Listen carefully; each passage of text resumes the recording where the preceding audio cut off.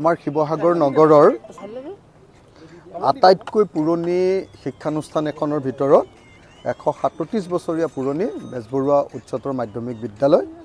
এই বিদ্যালয়ত এটা সায়েন্সৰ লেবৰেটৰী প্ৰতিষ্ঠা কৰিবৰ কাৰণে আজি আধাৰশিলা স্থাপন কৰা হ'ল আৰু সেই অনুসৰি 4 মাহৰ ভিতৰত আমাৰ সায়েন্স লেবৰেটৰীটো কমপ্লিট কৰা হ'ব। মই আমাৰ প্ৰিন্সিপাল মেডামৰ লগত একেলগতে আমি উমৈহতীয়াকৈ প্ৰিন্সিপাল মেডাম আৰু মই একেলগতে আমি আধাৰশিলা স্থাপন কৰিলোঁ আৰু আশা কৰিছোঁ আমাৰ কণ্ট্ৰেক্টৰে আমাক সময়মতে লেবৰেটৰীটো সম্পূৰ্ণ কৰি দিব আৰু আমাৰ ছাত্ৰ ছাত্ৰীৰ কাৰণে বৰ উপকাৰ হ'ব। শিৱসাগৰ আপোনালোকে সকলোৱে জানে যে অসমৰ শিক্ষাৰ প্ৰাণকেন্দ্ৰ। আজিৰ দিনটোতো আপোনালোকে দেখিছে যে গুণোৎসৱ পাতিলে 1 নম্বৰত সদায় শিৱসাগৰ থাকে আৰু বিশেষকৈ আপোনাৰ স্কুল হয়নে নহয়?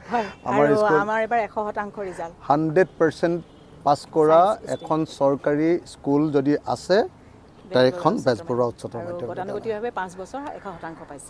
যোৱা 5 বছৰ ধৰি 100% আমাৰ প্ৰিন্সিপাল বাইদেউৰ নেতৃত্বত আমি দেখিছোঁ যে 5 বছৰ ধৰি একেৰাহে 100% মানে উত্তীৰ্ণ হৈ আহিছে। তো